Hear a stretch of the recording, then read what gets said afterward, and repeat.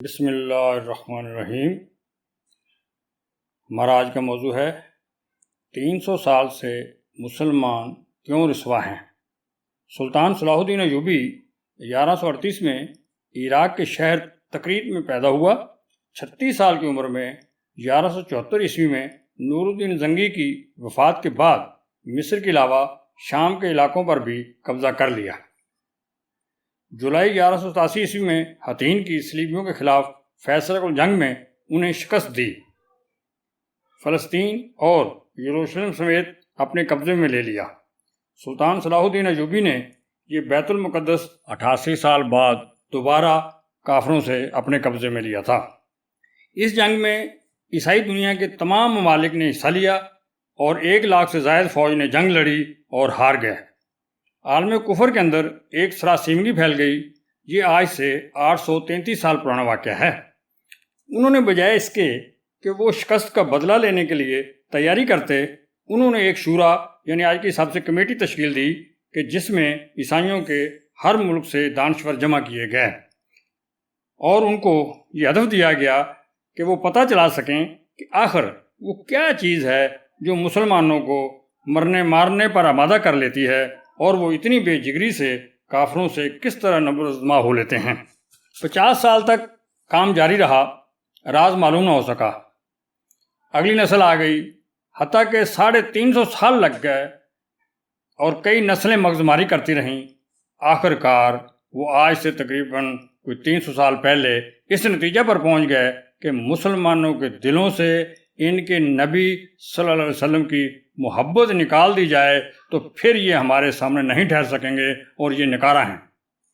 لہٰذا آج سے 300 سال پہلے اس پر عمل پیرا ہونے کے لیے امت مسلمہ کو ٹکڑوں اور فرقوں میں بانٹنے کا عمل شروع ہوا۔ 1100 سال تک مسلمانوں میں 2 ہی فرقے مشہور تھے، یا شیعہ یا سنی۔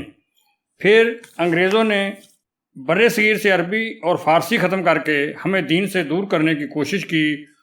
ادھر خلافت عثمانیہ کو ختم کرنے کی ڈیوٹی مسٹر ٹیڈ، جس کو انگریز فخر سے لارنس آف عربیہ کہتے ہیں، اپنے دوست لاول تھامس جو اس وقت امریکی ریڈیو کا ڈائریکٹر تھا، ساتھ لے کر حجاز آیا۔ اور پھر 6 سال میں سب نے دیکھا کہ ترکی کے ٹکڑے ٹکڑے ہو گئے اور کویت، قطر، عمان، متحدہ عرب امارات اور سعودی عرب مار سے وجود میں آ گئے۔ خوشی اس بات کی ہے کہ اس وقت محمد بن سلمان جو بادشاہ ہیں سعودی عرب کے، انہوں نے کہا کہ ہمیں آپس میں الجھا کر ہمارا 700-800 ارب ڈالر کا نقصان کیا گیا ہے۔ یہ انہوں نے اپنی تاریخ پہ نظر ڈالی ہے۔ اب آتے ہیں اپنے موضوع کی طرف۔ جیسے 50 سال پہلے سورہ انفال قرآن پاک میں جو کہ جہاد کی آیات ہیں، ہمیں کہا گیا کہ 9ویں 10ویں جماعت کے نصاب میں اس کو شامل کریں، اور وہ پھر افغانستان کا واقعہ وہ سب آپ کو معلوم ہے کس طرح ہمارے یہاں سے مجاہدین تیار کیے گئے۔ اسی طرح لارنس آف عربیہ نے اس وقت جب اقتدار حجاز کے لوگوں کے سپرد کیا تو اپنے تھنک ٹینک کی بات انہیں سکھا دی کہ جو بھی روزہ رسول صلی اللہ علیہ وسلم کی طرف منہ کرے تو آپ نے کہنا ہے ہاذا شرک، دس از شرک، یعنی یہ شرک ہے۔ بر صغیر اور مڈل ایسٹ کی بات ہو گئی۔ اسی طرح انہوں نے افریقہ میں بھی بہت سارا اس طرح کام کیا۔ وقت کی کمی کی وجہ سے ابھی میں آپ کو نہیں بتا پا رہا۔ بہرحال 1200 سال تک آپ صلی اللہ علیہ وسلم کی ذات پاک کبھی بھی بحث کا حصہ نہیں رہی، مگر سلطان صلاح الدین ایوبی کے دیے گئے زخم کے نتیجے میں کافروں نے ہمیں اس مقام پر لا کھڑا کیا کہ آج نہ صرف نبی برحق صلی اللہ علیہ وسلم کی ذات پاک مبارک بلکہ آپ کی آل اور صحابہ کرام پر بھی بحث و مباحثہ جاری ہے۔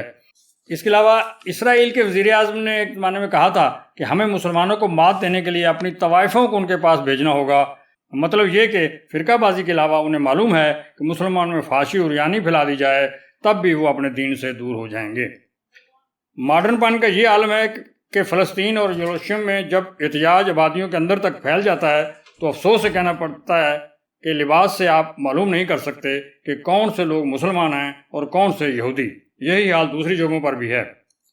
اب بھی وقت ہے مسلمان اپنے نبی پاک صلی اللہ علیہ وسلم کے احکامات شریعت پر دل و جان سے عمل کریں۔